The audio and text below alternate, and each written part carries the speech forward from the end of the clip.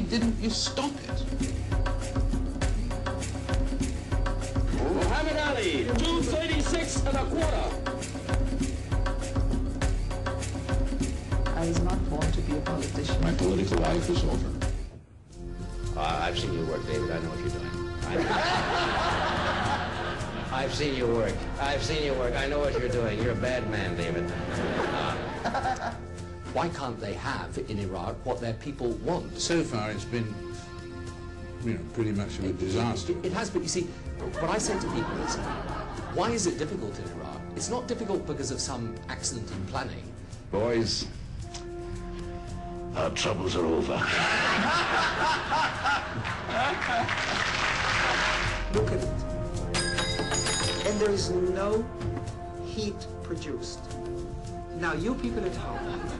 I am a victim, yeah. I'm my own worst enemy sometimes. So... Well, I would like to be bitter, but I am not trying to be bitter. There is work to be done. I think you were mentioning something about the way people feel about women doing comedy. Were you not, Mr. Frost? Are you making faces?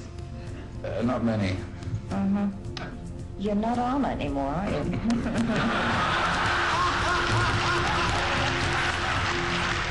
Started to cry, pushed my chair back, and then I blurted it out. And I said, I'm sorry. I just hope I haven't let you down. Well, when I said, I just hope I haven't let you down, that said it all. I had. You actually don't want a Palestinian state under any circumstances, is that right? No, that's not true. President Bush said, of course, that the consequences of withdrawal would be disastrous for America. Do you think that's true? Well, the tragedy here at the moment, David, is that there are no good options. Whatever you think about Blair and Brown, the reality is that without them, this doesn't stay on that top table. It's only a matter of time before the whole country rises up against an occupying force. Or you have. Is that true? Oh, God, no. You know, it's everywhere, that place. Oh, I know. It's so weird. I wouldn't be talking with you now if it hadn't been for Mel Brooks, I'm sure. The war's over, so we need to bed down the pace. We need to do something about the environment, and planting trees looked like the doable. And do you still get the same buzz from performing as you always did? Yeah. Oh, yeah. I think more now than ever. This is our first interview for 35 years. Oh, God, David, when you just said, actress for 40 years, that was a nasty moment for me. Yes, I sensed a slight frisson. We just have to realize it. The sun won't rise on you until you wake up. That's the reason why we need to walk away once and for all from these problems. That is a perfect place to end. It's been a total privilege, this conversation, and we thank you.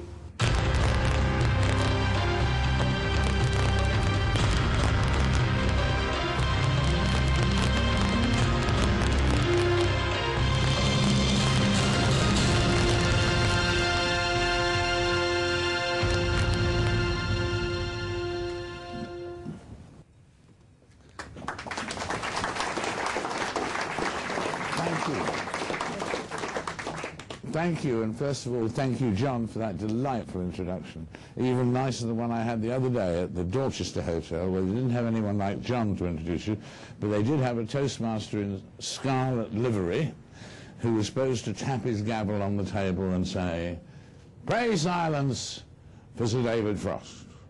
And I don't know whether he was nervous or what, but instead he tapped his gavel on the table and said, "Pray for the silence of Sir David Frost." He obviously knew what he was talking about. But they're really powerful, those guys, aren't they, the Toastmasters and so on, because I was speaking at a dinner recently, and the Toastmaster, and they're just serving the coffee, and the Toastmaster came over and said, "Would you like to speak now, Sir David, or shall we let them enjoy themselves for another 10 minutes? But they obviously know what they're talking about. But actually, in fact, I collect mistakes like that. I mean, in the media, we're full. the media's full, we're all full of mistakes and so on, and they're always a joy. I remember in the early days, for instance, in the early days of TVAM, well, there weren't many later days of TVAM, but in the early days of TVAM, we sent a guy on his first assignment to the Holy Land, and he fired a report that began, "Welcome to Israel, a Mecca for tourists."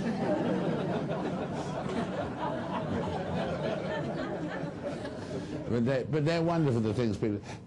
on LWC, there was this very angry shop steward who said, "David, there have been certain allegations made against me, and I intend to find out who the alligator is." But radio, if you're looking for mistakes, radio is very good.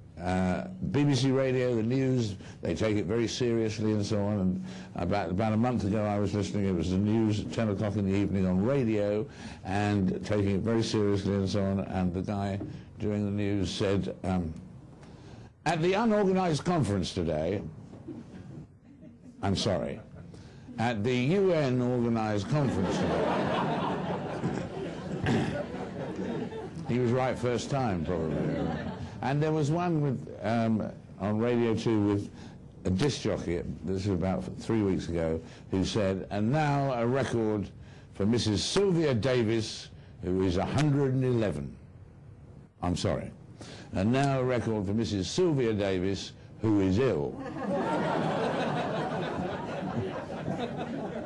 So that's always about. We had one wonderful one in our local paper down in Hampshire a few weeks ago, which was the Romsey Advertiser, and in the classified section they had this ad, and it's the best classified ad I've ever seen, which said, "Unused tombstone for sale, would suit family called Nesbitt."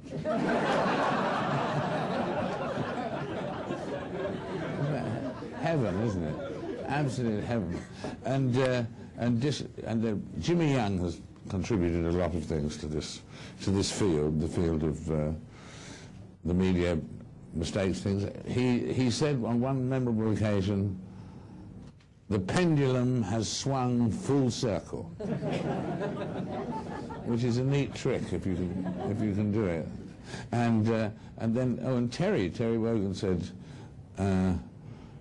And now Derek Jacobi, who has recently starred in One Claudius. And sport's very good for these. There's Ron Atkinson who said on one occasion, he said, "Well, Clive, it all comes down to the 2 M's, movement and positioning." And Terry Venables said on one occasion, "I felt a lump in my throat as the ball went in." Well, you would, wouldn't you, really? Dennis Thatcher, I remember, as you know, a really keen golfer, said on one evening, he said to me, "Well, at least I hit 2 good balls today. I trod on a rake." And in cricket, I remember actually one of my more memorable experiences in cricket, sticking with sport there, that was I was playing for the Lord's Taverners last year, and I noticed that the guy next to me was wearing a panty girdle. And I turned to him and I said, "How long have you worn a panty girdle?" And he said, "Ever since my wife found one in the glove compartment of my car." Good basic stuff. But what I thought, I'd talk a little bit about my life and times. Or is the mic okay, by the way? It is all right. Occasionally, that's how it goes sometimes. It goes. Anyway, but talk a bit about life and times, and then throw it open so that talk about anything that you'd like me to talk about. I mean, I suppose that was the week that was, as in fact John mentioned, the first major thing in London, and very exciting. It was pure luck in a way. One thing was pure luck that it got on the air at all. and that was due to Bernard Levin, because in the pilot show we did for That Was the Week That Was, Bernard did as he did in the eventual series. He took on a group of people, or one person, that he couldn't stand, right? So, and in this pilot it was a group of conservative women. And this was not conservative women with a small c at all. It was conservative women with a bloody great C, and with buttons saying, "Bring back flogging," and things like that. There was a lot of that on at that time. There was Sir Cyril Osborne, MP, who was the leading pro-flogging MP, and we always used to, amazing, isn't it? And we always used to introduce him as the only man who switched on or telephone Tim the speaking clock, just to hear the voice say, "At the third stroke." It would be. But anyway, these women were very, very extreme, and this was the pilot, and they kept coming up with double entendres which they absolutely hadn't intended. One woman said, at one point she said, "Mr. Macmillan has always satisfied me." And the audience did as you did there, and then she'd say it again. Or they'd say things, but they wouldn't dare get the point of the sentence in the middle. They would sort of euphemize themselves. And one woman said, "Mr. Levin, how would you like your daughter to be walking along a dark street at night and nothing done about it?"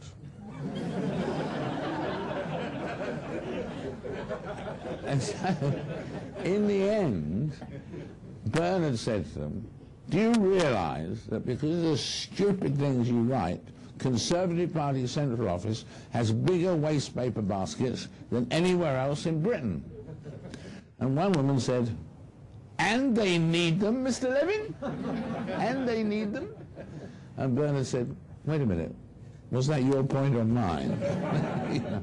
Anyway, the show went, after the show was finished with this item in it, it went up to the BBC middle higher-ups, who decided it was outrageous and disgusting and shouldn't be allowed on the air. But then, luckily, the Conservative women wrote into Conservative Party Central Office to say that they'd been made a laughingstock of on this programme.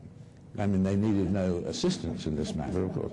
But so, although the show was never going to air, an angry letter from the Conservative Party Central Office to the BBC had to be given attention. And so two higher-ups, Kenneth Adam, the director of television, and Joanna Spicer, were deputed to watch this show, the offending show, and they immediately overwhelmed the other people, overruled the other people, said, "It's very, very funny, we'll do one more pilot, we'll put it on the air, and incidentally, the complaint is rubbish." So, but for Bernard's item, we might never have got on the air. And Bernard was great when we got on the air. He was terrific dealing with angry people who would write in. Either, for instance, he would either say, he'd write a letter back to somebody angry, disgusted at Basingstoke or whatever, and he'd write back, and at the end he'd put, "Dictated by Mr. Levin, and signed in his presence by." Or the other one he did was to write to people and say, "Dear sir, I feel I should write to you to tell you that an unregistered lunatic has obtained a supply of your notepaper and is sending out letters destroying your reputation." And so he was absolutely great. After the audience rocketed, and after from 2.5, 5, 8, 9, to 12 in the 6th week, and I thought that I could perhaps now afford my first ever trip to Harrods. So I went to Harrods and I was writing out the cheque, because obviously I didn't have an account, and I was writing out the cheque, and the guy behind the counter said, "Mr. Frost, I just want you to know we never miss your show." And I said, "Thank you very much." He said, "Yes, if we're out, we make sure we get back by 10:25 in the evening so we can be in front of the set for you by 10:30. I said, "Thank you very much." He said, "And if we're at home, what we do, Mr. Frost, is we make sure that we've done all the washing up and laid the table for breakfast by 10:25 so we can be there in front of the set at 10:30. I said, "Oh, thank you very much indeed." Handed over the cheque and he said, "Do you have any means of identification?" A good realistic moment. It was a merry time. I remember during all of this, absolutely I prefer nothing, but it was very memorable. Gilbert Harding went to the guy, the famous guy who was on What's My Line and so on. He was very famous in England for What's My Line, but it wasn't well known in America. And I always remember this time he flew to America, and they had at that point on the immigration form, one of the things was, is the reason for your visit to overthrow the Republic? Ridiculous. So he thought, this is absurd. So he put, not sole purpose of trip.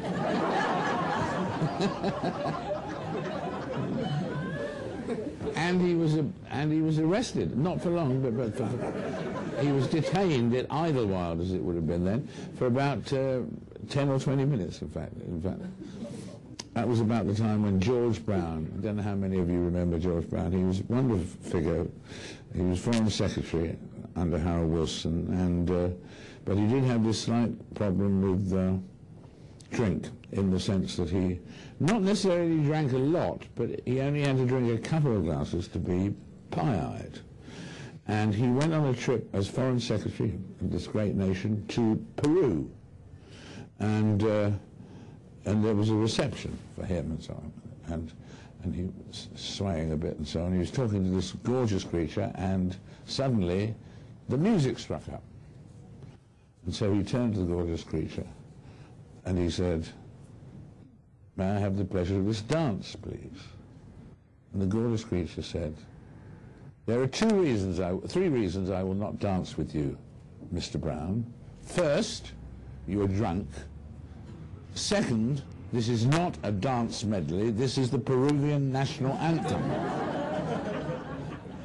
And thirdly, I am the Cardinal Archbishop of Lima. Great scene, all of that and so on. By then I was doing a lot of stuff in the States and so on. I remember there were many early, that was the weeks, and then the talk show and so on. One thing that someone reminded me of the other day, actually, was we were doing a program in New York with the editor of Time and Newsweek and the New York editor of TASS, the then Russian news agency. And we were doing the what-ifs of history, and we'd come to the what-if of history, which was, what if it had been Khrushchev who had been killed and not John F. Kennedy? And immediately the guy from TASS said, well, I can tell you one thing, Aristotle Onassis would not have married Mrs. Khrushchev.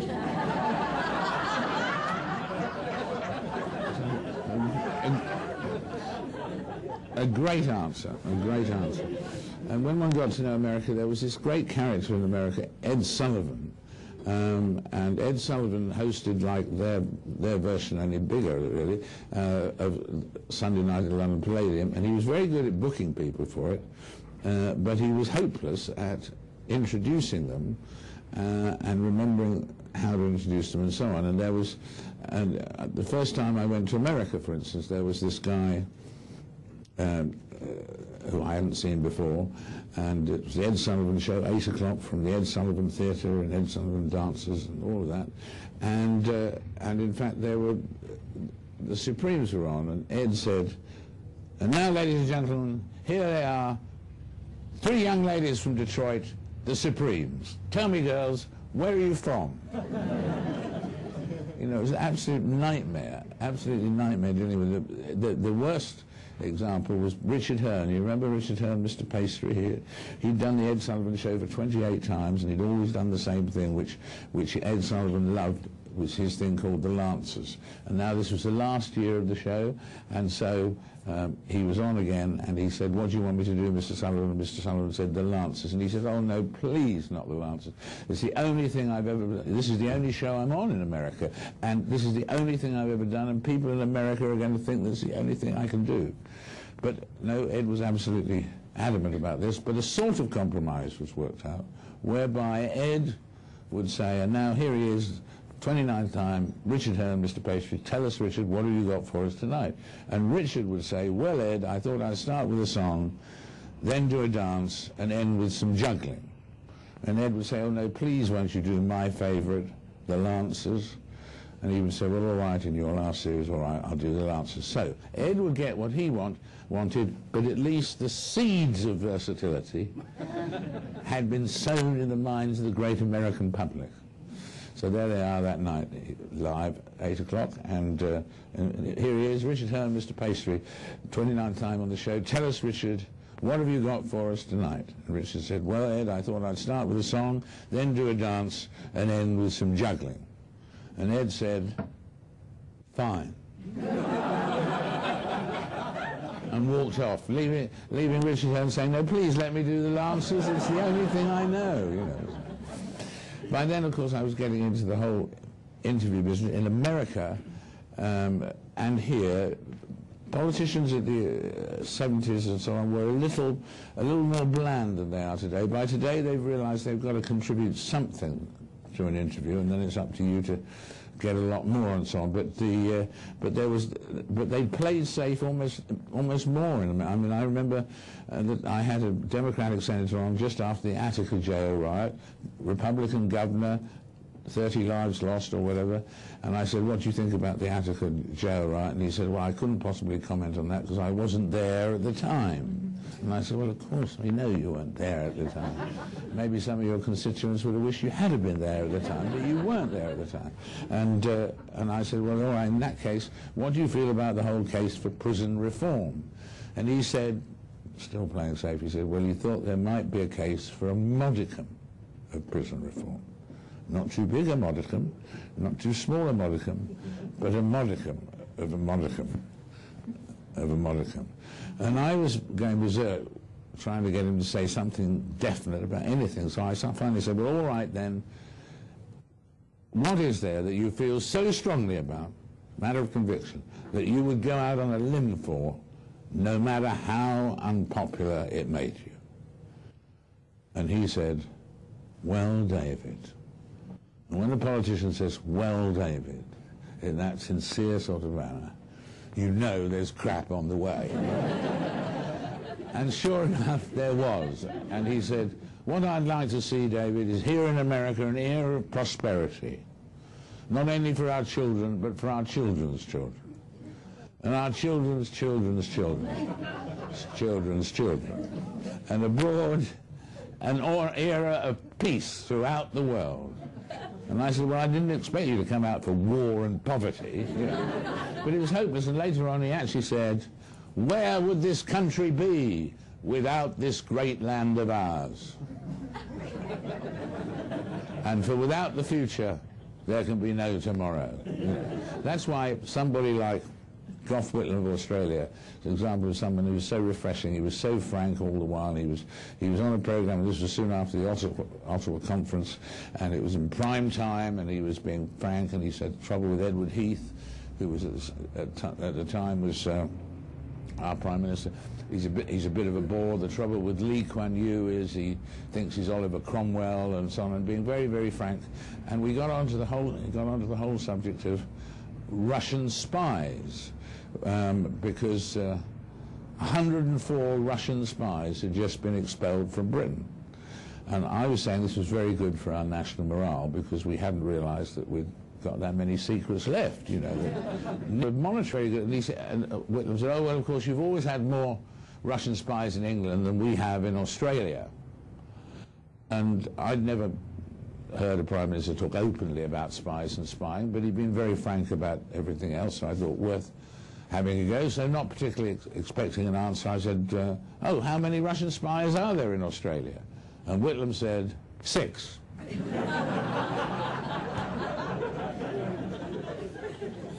And I said, oh, really? How many Chinese spies have they in Australia? And he said, oh, there's fewer. There's only 3, or possibly 4. And I said, oh, yes, they'd have more trouble getting a visa, wouldn't they? And I said, tell me, are there any English spies in Australia? And he said, well, of course there are. There are more English spies in Britain than from any other country, except, of course, from America. And I said, and are there any Australian spies in Britain? And he said, ah, that's a secret. Great sense of timing he had. But among the people that we've gone through the years, I mean, obviously at the moment I'm very involved as in the follow-up, I've just done a new book about Nixon and the whole Nixon interviews, which were the thing that was the most odd thing about, not the most important constitutional thing, but the oddest thing about Richard Nixon was that although he was a tremendous pro, he had no small talk. He'd never learned small talk at all. But he always insisted at the beginning of any meeting on 5 minutes of small talk, of which he had none. And so this was always something that people knew they had to bear in mind. And when I went down to do the final tough 6 or 7 hours of negotiating, because all the things about the sole control of content, that he wouldn't even see the edited program before it was broadcast, and all of that stuff. But I knew we had 5 minutes to fill at the beginning of this. And there was a thing in that day's Los Angeles Times about Brezhnev. And so I thought, clutching at straws, I mentioned this to him. And he said immediately, he said, "Oh," he said, "I wouldn't want to be a Russian leader. They never know when they're being taped."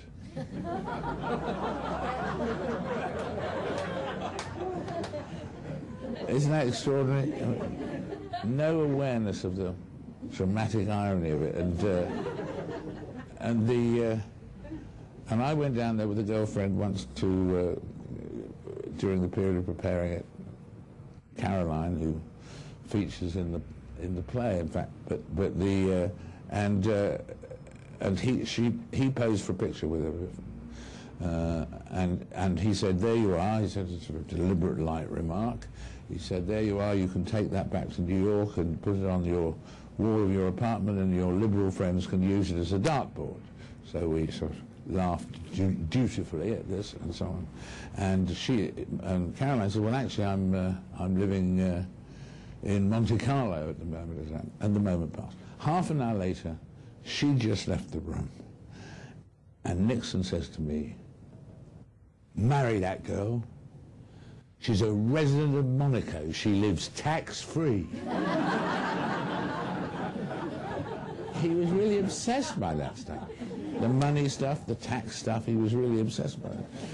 And then, of course, there was the memorable occasion when he, one morning we were walking through the house, we each got made up in this separate house we had to use it, and in the two dressing rooms, 2 bedrooms, we were made up in separate bedrooms, walked through the kitchen where my team and his team, sort of 4 or 5 people on each side, were having a coffee, and into the main room, which was just 3 cameras and 3 cameramen and a floor manager. And as he tried a bit to be one of the boys with the crew and with the camera crew, and said, "Here we're all hard hats together, these flaky journalists," and so on. So this particular morning, he decided to try and be one of the boys with me. And as we walked through the kitchen, he said to me, "Did you do any fornicating this weekend?" Well, if all the staff there were not looking stunned, I'd have thought I'd gone bonkers and imagined the whole thing. Because, I mean, you know, he tried to be one of the boys, he got the word wrong, because, you know, lovers don't call themselves fornicators any more than freedom fighters call themselves terrorists or something like that, you know, and he didn't really want to know the answer either. And so I said, "Well, never discuss my private life," and into the main room, and the moment was past, but it was absolutely staggering moment, a moment that was difficult to believe. And after the interviews were over, people would come up to me with their stories about Richard Nixon because of the impact of the interviews. So they'd share, and for instance, Tim Brokaw, doing the NBC News, Tom Brokaw, for 10 years at that stage, but now he's just given up, but he'd done 25, 30. Anyway, he'd been a White House correspondent, and he'd gone out with Nixon on this trip where they'd gone to St. Louis, and everything they had to do, they'd done. It was all done. And so that they could then go back to the airport. But on the way back to the airport, round one corner, And one of the motorcyclists who'd been brought out from Washington skidded, crashed, broke his leg. But since it was the last appointment they'd just completed, they were able to wait for the ambulance to come. And so Nixon sat there in his car, and someone said to him, excuse me, Mr. President, but, you know, this guy has, you know, you've been working for you for 3 years, you know, and I really think, you know, he's broken his leg in your service, and I really think you should, it's only 5 yards away, I really think you should get out of your car and go and speak to him. Well, eventually he got out of his car and went over, the poor guy lying there on the floor. He looked down, there was a pause, and then he said, "Do you enjoy your job?"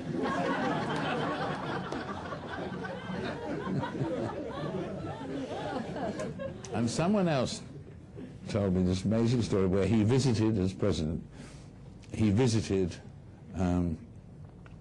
a Marine base where, in general, the Marines and their wives and children came out to greet him and to cheer. And there's one guy in the front who happened to be just with his daughter because his wife was working. Anyway, Nixon gets there, and as luck would have it, he stops to speak to this guy who's there with his daughter. And Nixon says, "Are you this little girl's mother?" I mean, what do you say to the President of the United States in that circumstance? But in the end, he said he thought he can't do anything but correct him, and so he said, "Well, no, Mr. President, I am, in fact, her father." And Nixon said, "Of course you are," and belted him round the face. Now, why did this happen? Belted him round the face. Well, that night, the crews of the TV crews and the newspaper crews pooled themselves. They got together in a room that as many people as here to try and work out the explanation of why Nixon had done this. And, you know, the poor guy by now had gone home, and his wife had said, "Did you have a good day at the office, darling?" "Well, yeah, absolutely fine, yeah." The President said I was our daughter's mother, otherwise it was all pretty standard. And anyway, so they worked on this for 20 minutes, all these journalists. And they finally worked out, because Nixon was a bit clumsy with his movements, that when he realized he'd made this mistake, he was torn between saying, "Of course you are," or, "Of course you are." And he put the two together and belted him round the face. And it took all these journalists, 20 journalists, 100 journalists, 20 minutes, I think. So that's however many journalist hours it is. But that's what Nixon did inspire these moments when he went around the country. But well, let me at this point in the proceedings throw it open to all of you, and I'll talk about whatever you'd like me to talk about, anything at all.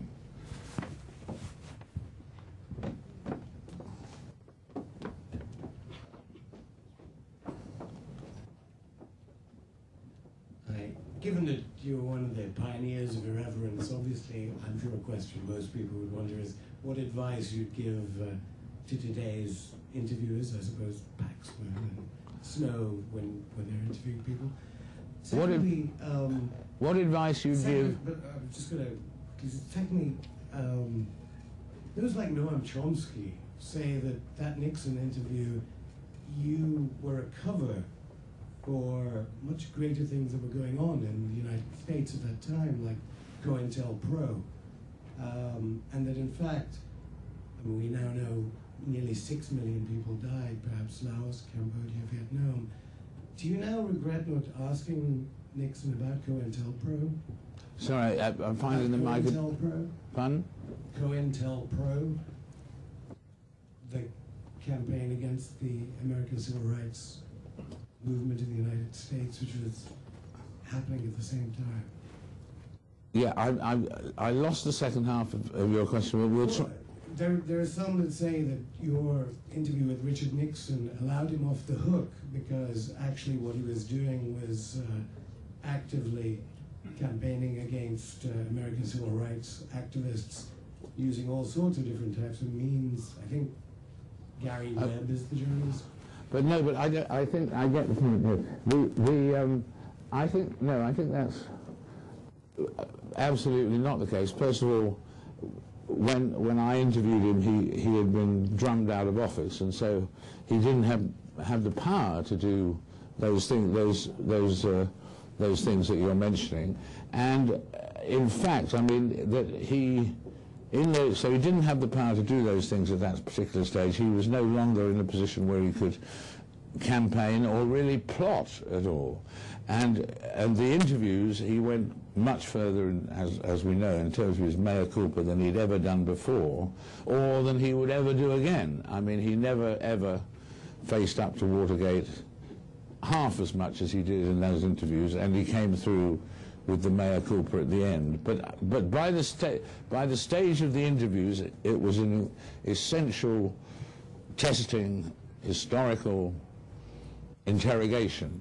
But he was not still plotting anything, I don't think. The question was, I was quite surprised, in fact, that he was not accusing the CIA, for instance, of plotting against him. I thought he might actually do that, but he very much said, I brought myself down, I gave them a sword and I brought myself down, the title we used for the book. And so I don't think he had any campaign. Now what happened was that Richard Nixon probably would have regretted doing the Nixon interviews for 2 or 3 years, because he had admitted so much more than he'd meant to admit.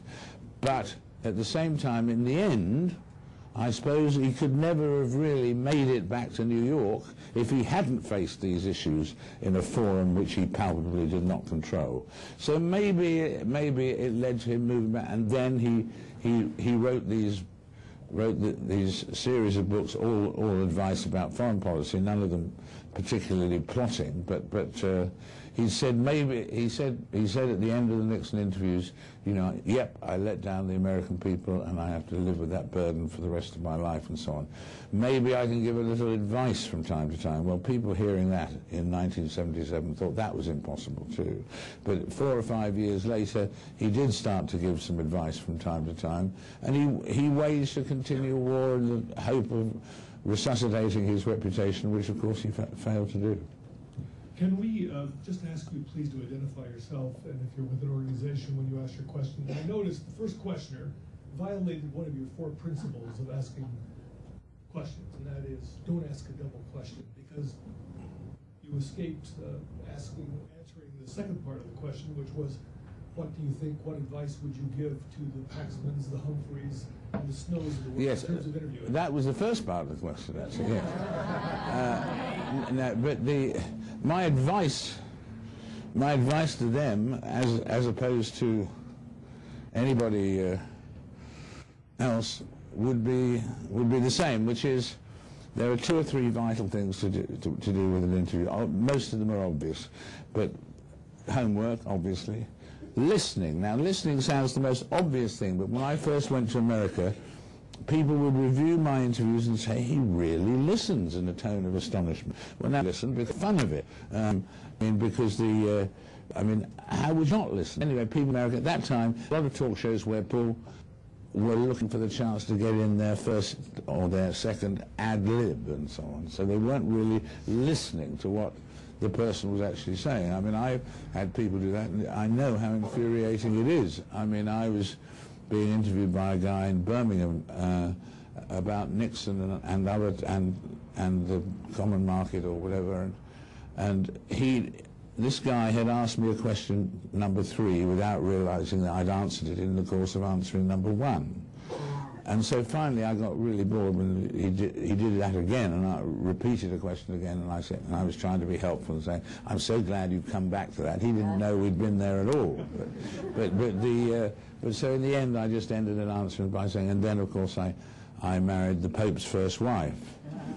And he said, yes, but what do you feel about butter tariffs in the common market? And all that. So listening is absolutely basic. Establishing some form of relationship with the person being interviewed so he cares about your opinion.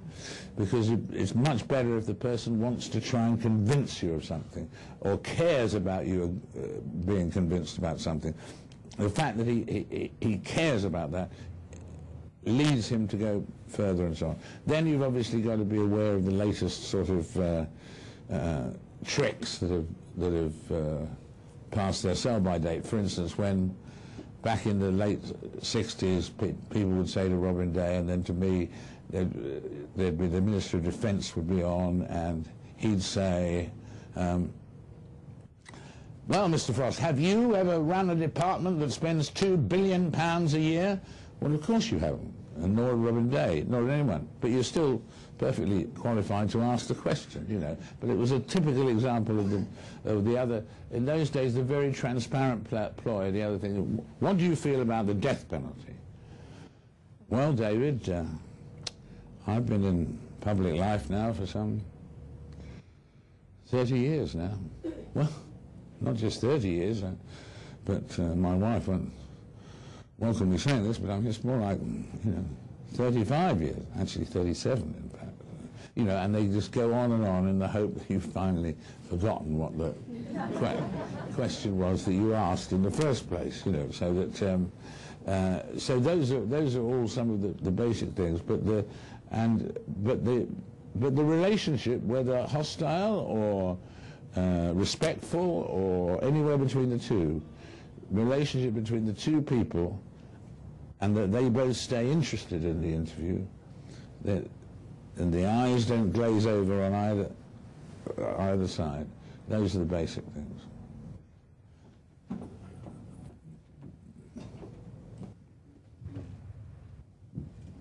Hi, good evening. Christopher Turner from Stromezzo Media Group.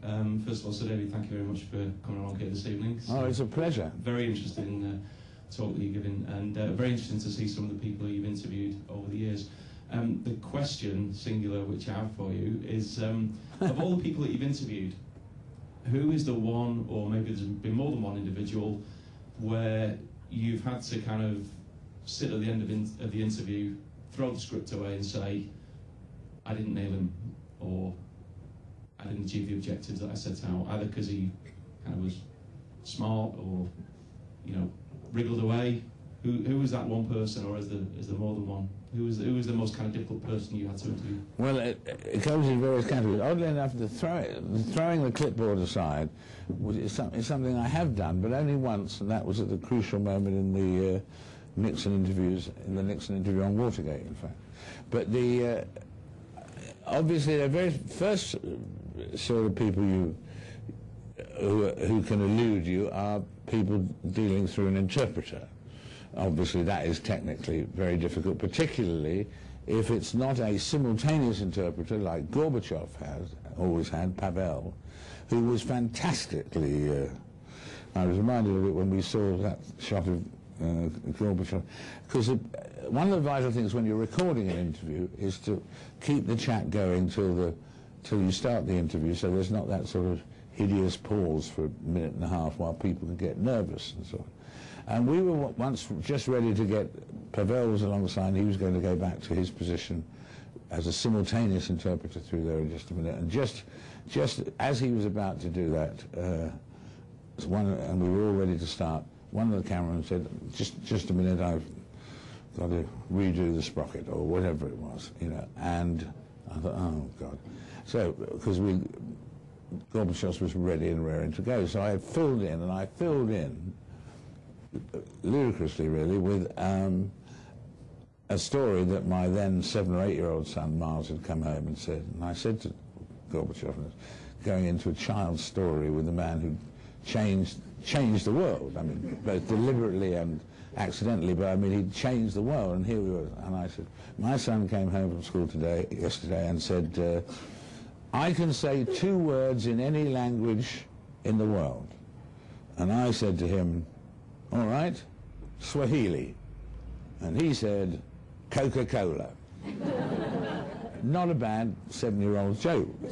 And Gorbachev, simultaneously explained by Pavel, laughed at this. But then, and this was just an interesting psychological thing, because he knew that the cameras were not yet rolling for the interview. However, just for the record, he then said, but now there are 2 other words in every language in the world, glasnost and perestroika. Fascinating, wasn't it? I mean, making the point, even though the cameras weren't rolling, just making the point for the record in that sort of way. So, obviously, people like the ex-King Ibn Saud of Saudi Arabia, I had an interpreter, he had an interpreter, and I know 2 of them had an interpreter. But anyway, and it was a disastrous interview because it went. I would ask the question. My interpreter would then interpret it to his interpreter, who would then interpret it to their interpreter, who would then interpret it to him, and then it would come back down the line, by which time you really had forgotten what the question was. I mean, really, the only thing that was of any interest in this whole bloody interview was that at one point he said that he was a great believer in the institution of marriage. Now, raises a very good point. If you have 100 wives, as he had, are you 100 times more qualified to say that? Or 100th as qualified to make it? But that was the only thing in the interview. Another sort of interview, obviously, is that are difficult with, obviously, because you can't many words out of birds or animals, obviously that classic of all. But there was one that's a bird that was, a man came down from Canada with this bird and said it's the world's greatest talking bird. And it had 100 phrases, and he was going, go on, ask 100 phrases is instant command. Go on, David, ask him now. 100 phrases is instant command. Go on, ask him now. Go on. And I said, well, I will if you just shut up for a minute. And then I asked questions this wretched bird for 5 minutes without getting a signal out of the wretched thing, not a single out of the thing, and in terms of on a more verbal level, I would say probably one of the interviews that I found most uncomfortable and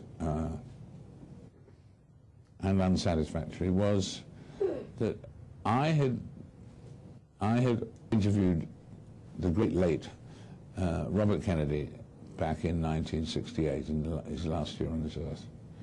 And he was the most impressive politician I'd ever met, perhaps still, along with Nelson Mandela. And this was an interview about 15 or 20 years later, in prison with Sirhan Sirhan, and his assassin.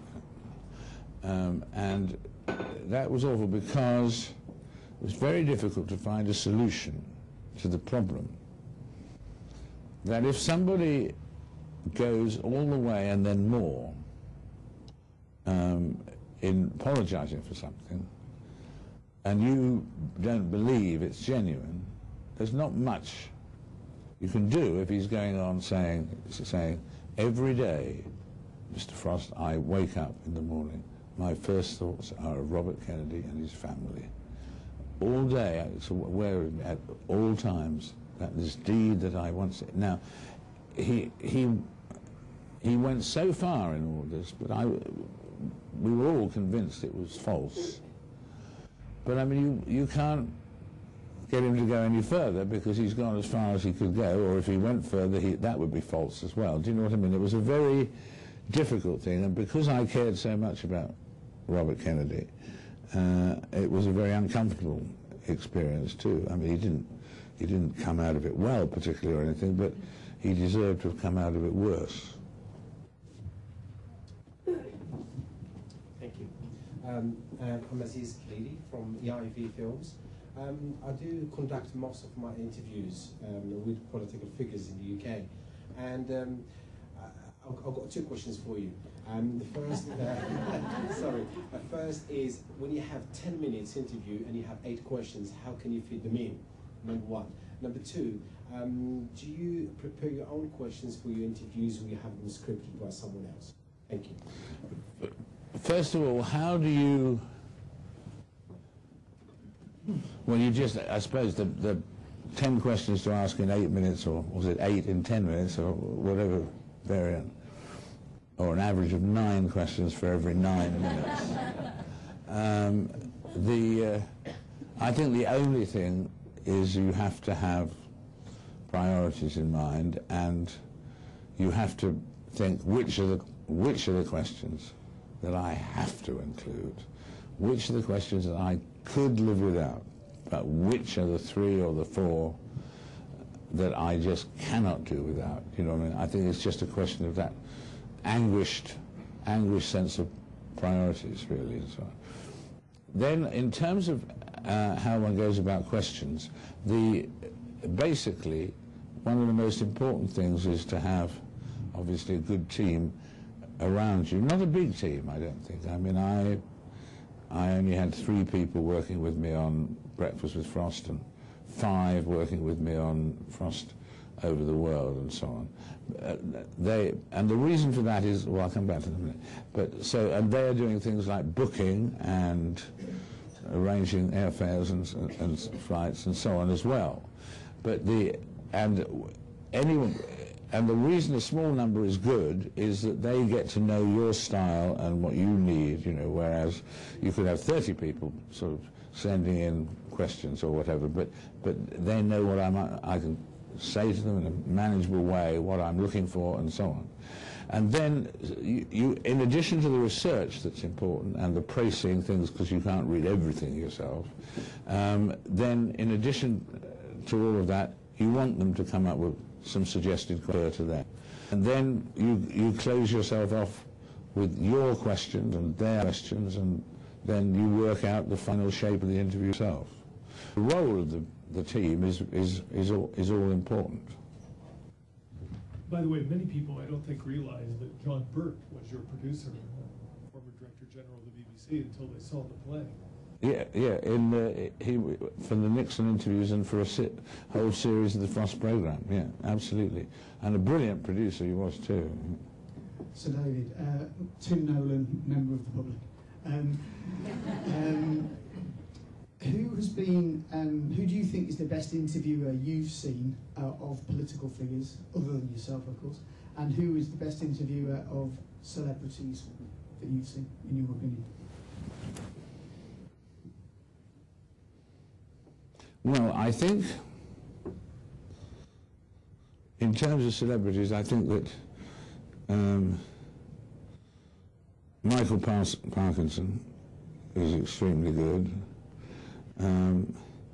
I think Jonathan Ross, on his day, is brilliant, you know, but he's a touch more erratic, as it were, you know. But on his day he's brilliant and so on. But regular day-to-day, Michael Parkinson, in terms of that type of interview, I would think. In terms of, well, this is academic, the first part of this answer, the other part. There's a guy called John Freeman. John Freeman did a series in the late 50s before he went off into government, and then he went to be High Commissioner to India, and then he went to be a High Commissioner or Ambassador to Washington, and then he came back here to London Weekend Television, and he was a genius in many different ways, and one in particular, in terms of his interviewing, was that he was very much concentrated on the what makes people tick thing, which is the phrase that, if I had to pick one phrase, I would pick. But what makes people tick, and you never saw him, you only saw that part of his shoulder, you know, he'd never seen other than that. And he did memorable interviews, and I remember him talking to me about before the Nixon interviews. He said, well, David, you of course do a lot of your interviews with an audience and so on, but now with the Nixon interviews you'll be you'll be coming right into my territory of the old LPL, he said. And I said, what's the old LPL? And he said, the lonely pool of light. And that's what he specialised in, and I guess that's what we specialised in the Nixon interviews and some other interviews and so on. So he's the, and I mean, Barbara Walters in America is very industrious and like me, she started doing something which in America, when I went to America, I started, as I always have, ringing up people to persuade them to come on the show.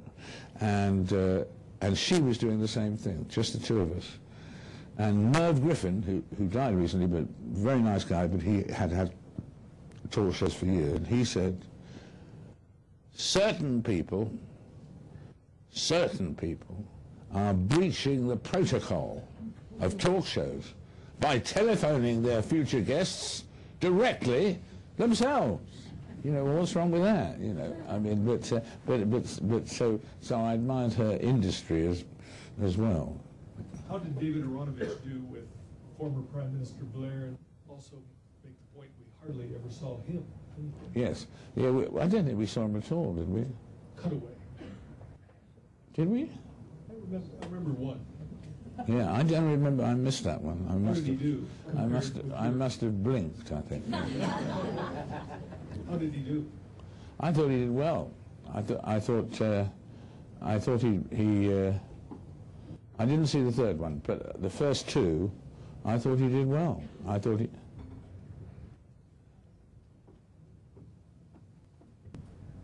Robert Gardner, a member of the public, said, David, when all is said and done with this Nixon chap, and you spent so many hours with him, what kind of a human being do you reckon he is? Or was? Well, that's fascinating. I think that he is a fascinating enigma. That's why he's still the most interesting president there's ever been, regardless of who is currently president. And which is very fortunate for the interviews and indeed for this film. But he had a sort of, as it were, polystyrene or something, shield around himself to protect himself from other people. I mean, people never really felt they knew him because of the small talk as well, but never really felt they knew him or got to know him. He never gave of himself. He was affable. He wasn't rude, but you never felt you were getting through to the man. And in fact that he had a shield not only to protect himself from the world, but also from himself, from looking within himself. And he didn't have self-jive that. And that followed through his whole life. And the only moment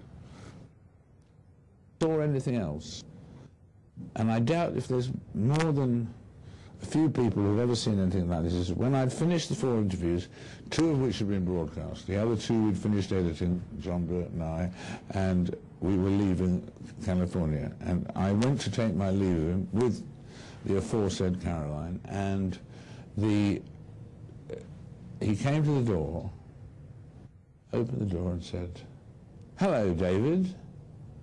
David. He said, David. Now, he'd never mentioned the word David in all the 28 3/4 hours and the time off camera and all of that. Never. It was an incredibly intimate moment, and he was not possessed of the ability to have that many intimate moments. And there was a word for 20 minutes, magical time. For 20 minutes, he was, and I've never heard this word ever used about him, but he was in a carefree mood. I've never seen him, no one's seen him, carefree. But on this occasion he was. For one moment the clouds lifted, that whatever they were, or the guard lifted. And he said, "Come in," he said, "Can I show you?" This sounds cemented itself. There, that's the bedroom where Brezhnev slept. And he was a great swordsman, you know. Great swordsman. The Russians are, you know. They are. And showed him that, and went round. And then he said, "Manolo, get out the caviar that the Shah sent us for Christmas. But before you do, give us your impression of Henry Kissinger. And so it was just absolutely extraordinary for about 20 minutes, and just before we left, the shutters came down again. Not that he was still affable, but he wasn't giving anymore, and we left soon after, again, not snubbing us or anything, but just this magic 20 minutes. So I feel I know what he could be like better than almost anybody because of that 20 minutes. But but normally, and I said, you know, this man, he'd been, so I wrote at the end of the book, this man who'd been so at ease with us, normally so ill at ease with strangers, perhaps even with himself, you know, and so on and so forth. And I used the phrase, the Quaker phrase at the end, I wished him peace at the centre, which is an American Catholic Quaker phrase. But so that was the most intimate picture I got of him, and very few people have got more, probably. We've got time for one or two more.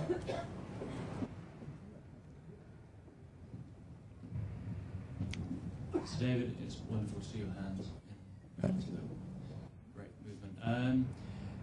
What would you imagine would be the ramifications of having things like Private Eye or Spitting Image weekly in America? In America? In the United States. Yeah. Well, they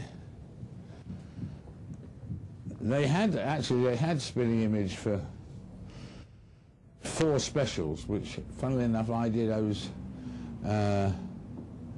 with John Lloyd, the brilliant producer of Spitting Image, and he said he wanted to get off the ground in America, and I said, I think if we did half our stories rather than broken comedy sketches, we could get it off the ground, and we did.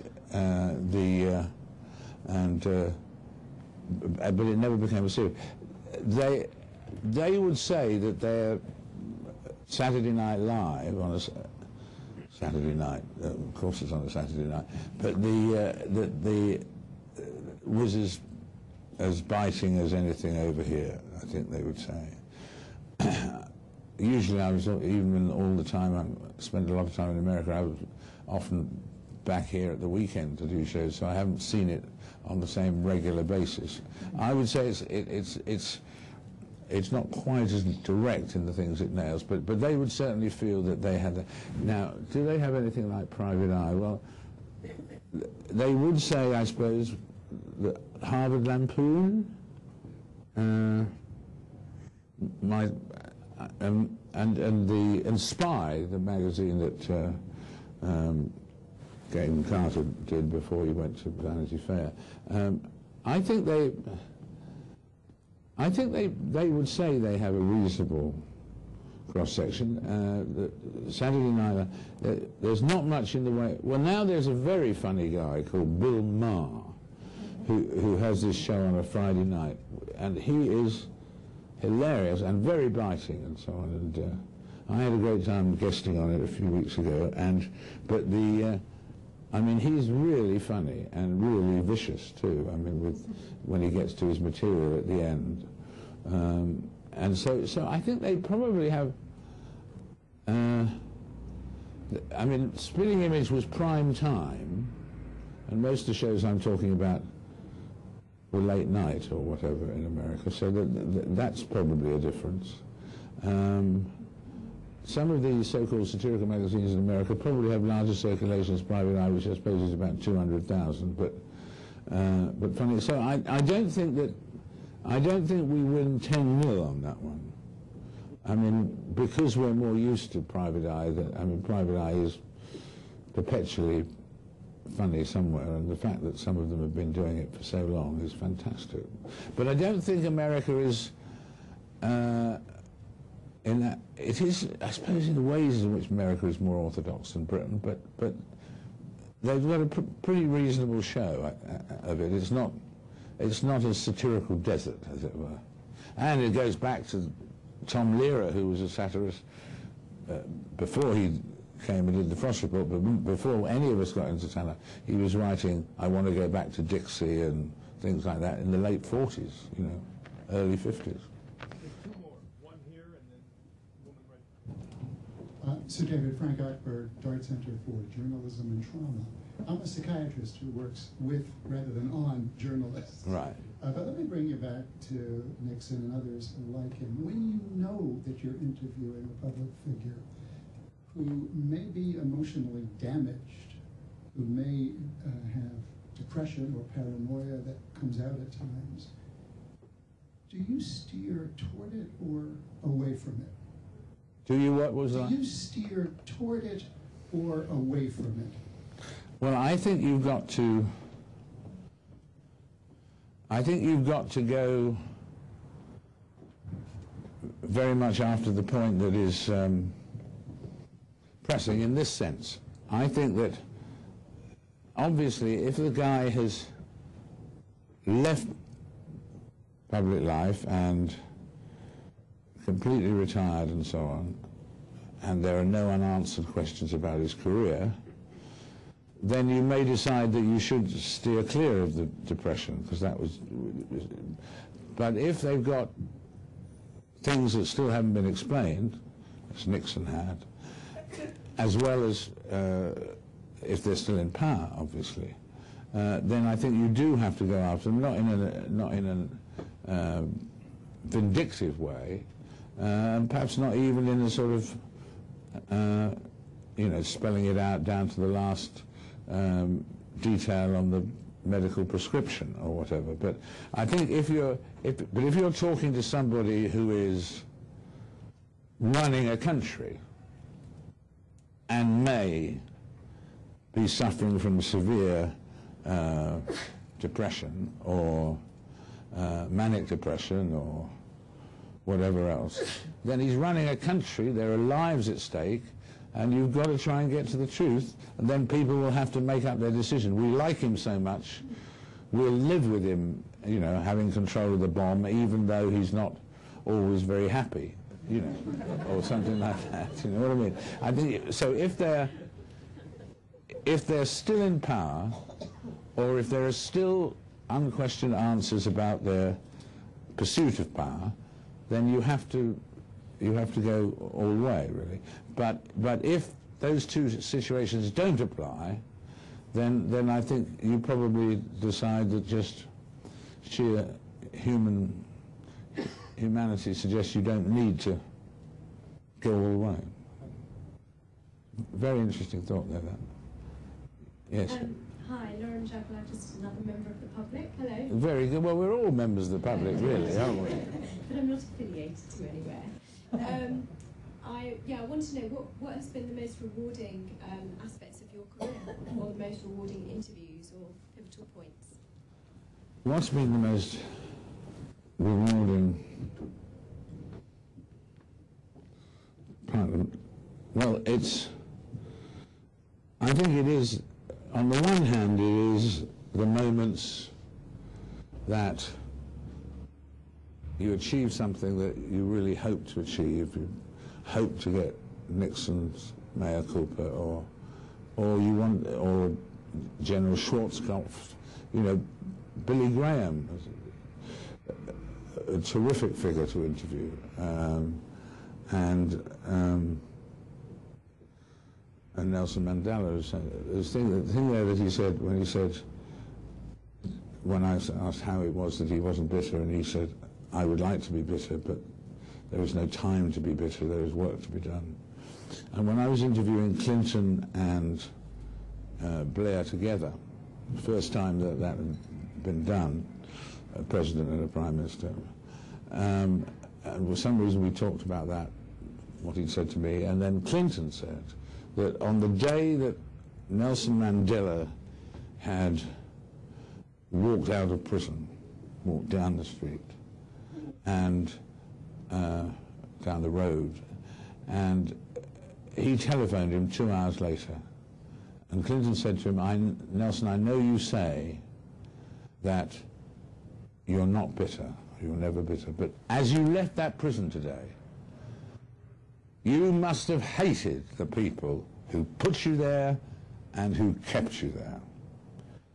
Nelson Mandela said, no, I did not hate them, because if I had hated them, they would still be controlling me. Fantastic sort of. And then the other thing, the other moments of joy are moments of history or moments of fun. I mean, I think immediately when Margaret Thatcher received the Congressional Medal of Freedom in Washington, and afterwards we went upstairs, there was a dinner for about 80 people given by George Bush, and all of us Brits knew that Dennis Thatcher had never given a speech in his life, right? Never given a speech. So, anyway, we went upstairs, we sat down, and after dinner, George Bush stood up and made a speech. Sat down, having introduced Margaret Thatcher, who stood up, gave a speech. And then Barbara Bush stood up and gave a speech and introduced Dennis. Well, all of the Brits were going, what happens now? What happens now? And Dennis stood up and said, as Julius Caesar said as he entered Cleopatra's tent, I haven't come here to talk. Thank you very much. Thank you.